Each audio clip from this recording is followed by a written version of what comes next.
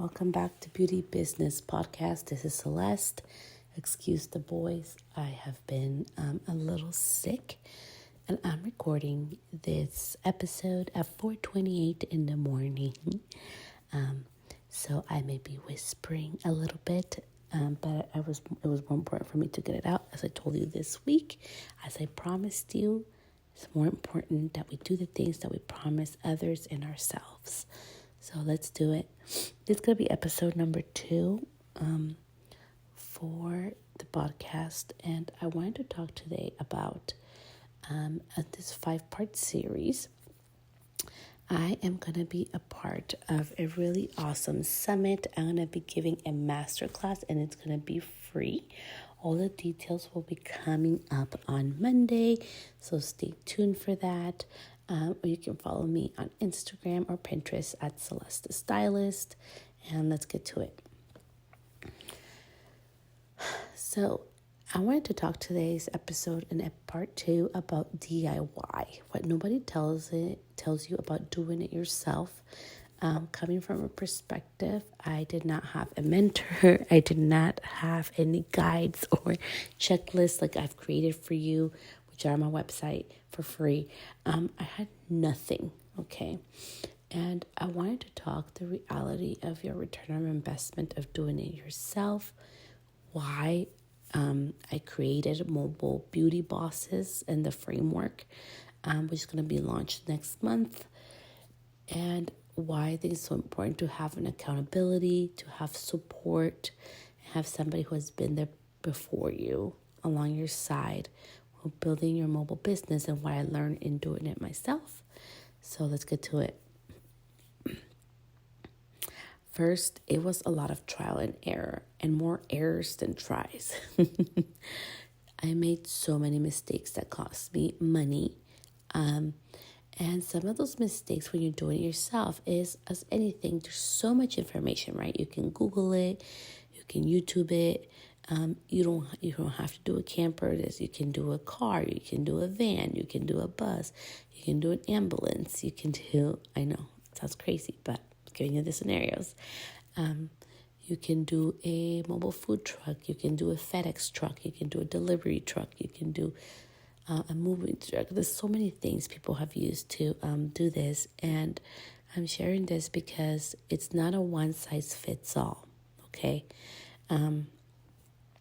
There are reasons why I didn't choose certain vehicles and why I chose what I chose for my business.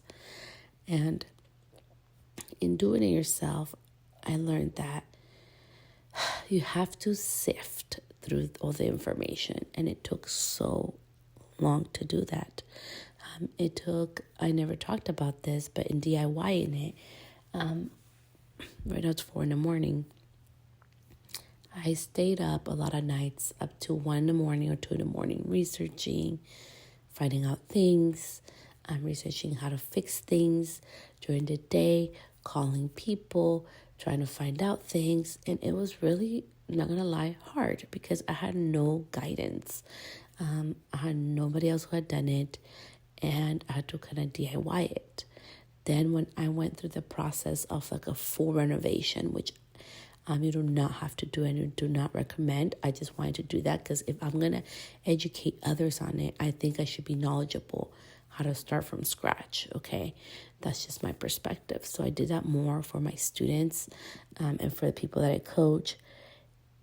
That was really, really hard because even though I was working with licensed contractors who build homes, it's a totally different thing when you go into a mobile unit. So there was so many things about DIYing it without support that made it really hard.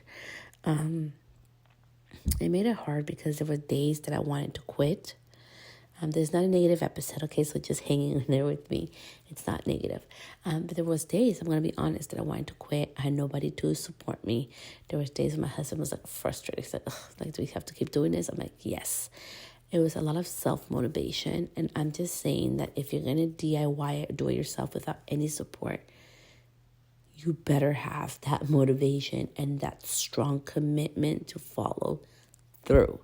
And that's what this episode is going to be, part 2. It's about the follow through. When you started, if you're a beauty pro, when you started, probably you were either, there's people that are naturally talented, right? They're super amazing and talented from the first day they start. And then there's people like myself who don't get it. I didn't understand how color worked. I didn't understand hair placement, cutting. I didn't understand how cutting a short hair affects the long hair. I didn't understand replacement on certain parts of the hair with color affects the rest of it. It made no freaking sense. It was like talking chemistry or a different language to me. And it took a lot of practice. And even though I invested in so many educators, I've learned throughout the years that it's not about one size fits all. It's about customizing it to make it fit your learning style. And that's something that I know I'm going to be doing in a program because I want to give a huge shout out to Lisa Loves Balayage, to Lisa Hartwalker. And this is why. She teaches different styles. She does it auditory, she does it visual, she does it, sensory wise in her education, which I love. And it has helped me because I am not just a one type of learning style. I have three learning styles, which are those three. So if I don't have those three components in the way I learn, I won't learn it. I don't care how hard you try. Like, I need to have those three components. And the DIY thing is like, you're going to have to make mistakes. Like, I'm not going to sugarcoat it. I had to make mistakes. I wasted money where I shouldn't have. I bought things that I ended up not needing. There were so many things that I've learned now that I'm like, damn, like, it's making so much easier, right? Because right now I'm going to the renovation of my second unit. And so the first one I renovated twice. And if you didn't know this, I started in 2020. So my mobile salon journey started in 2020. I stopped in 2021 because I got COVID in the end of 2020 and I lost function of my left hand. So I was in rehabilitation for my hand. So I was in hand therapy for most of 2021. And now I'm back 2022, right? And, it's been a beautiful journey to DIY it in the sense that I was able to create my hybrid business. So my business doesn't solely revolve around having a mobile salon, which is something, again, I'm going to be teaching my students because I think it's so important because sometimes life throws us curveballs. And let's talk about that part and doing it yourself. Some of the things that happened when I was doing it myself, my pet died, and that made me really sad, because it's my pet, and my kids were sad, so we took 3 unexpected days off, which made it sad. Working with contractors, as you know, right now, I live in California. It's a very high demand time here for building, so they were really limited on time, so I had to be flexible on that. And honestly, like, I wish I would have had an accountability partner to tell me keep going. And the only accountability I had at times was my husband when he wasn't losing his mind as well, or my sister. Like, my sister was so supportive in this and not allowing me to just throw in the towel, because you're gonna be doing it yourself. You're gonna be dealing with other people. You're going to need to get guidance from others who haven't done it either. And some of them may have experience in whatever type of unit you buy, but they don't know how to do what you're doing because it's so new. So I am just, I'm grateful for all of the hard lessons and money lessons I learned throughout the process, which I'm so happy to be able to give that guidance and knowledge away to my students, because you don't need everything. Like, you should not, like, I talk about this on my freebie, but let's talk about it here. I know we're so tempted, right? Let's go on Pinterest and let's pick up our decor and let's pick up what we want on there. But the reality is, it's like, it's going to be based on what unit size you have. It's going to be based on what your budget is. It's going to be based on what you do, right? Because what I would need as a hairstylist It's not the same as a makeup artist, which I do both out of there. So, there was things I considered about that, which wouldn't be the same as a nail artist or a microblader or, like a lash artist. So there's just different components of what we need depending on what we do, what services we create. And doing it yourself, I just wanted to finish this episode, a quick one today, just saying that you need to have the resilience and belief in what you are doing. And that is such a key component in business. Not just for a mobile salon, but generally in business, we have to be willing to give it a shot. And I don't know if I've shared this. I think I did, but I am currently doing a special program, and it's for business, right? So starting your own business from scratch, right? And it's through the business administration. And yesterday we were talking about finances, right?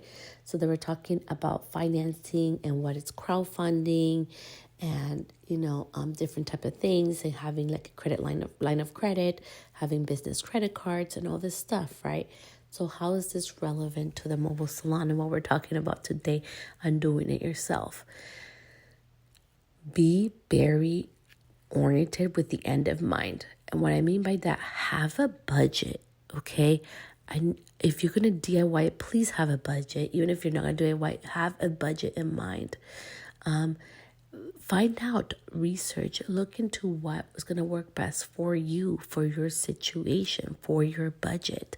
I really loved how much knowledge I've been gaining in regards to finances. I feel like I'm pretty finance savvy, but I've been learning even more through this experience of being able to do your research. Don't just follow or lead blindly. Especially with financing, like it was just so interesting to learn the different options. And in regards to like the mobile salon and DIY it yourself, make sure that you're really researching things thoroughly. Don't even just if you hire somebody, always do your research, always. I just think it's so important, even more when you're DIYing it yourself, that you do your research and hire out what you cannot do. Like I have shared in an episode before, I am not a carpenter. I have no desire to learn how to work a saw to cut wood. So I hired a carpenter, right? And a special type of carpenter for what I needed. I hired an electrician, right? Because I needed a special type of electrician because there were certain things I wanted to get done. I don't think, I'll show you guys. I'll do a reel maybe next week. I'll show you what I mean, why I hire an electrician in there. But I'm just sharing because there are things that you can do it yourself, okay, when you DIY it. But there are things that we should leave to experts. And I think anything electrical, anything like water, because we don't want no water leakage, right? Anything that requires expertise, there are things that we should hire out. Even when you're DIYing it, there are things I hired out because it doesn't mean or makes you less worthy just because you hire out people.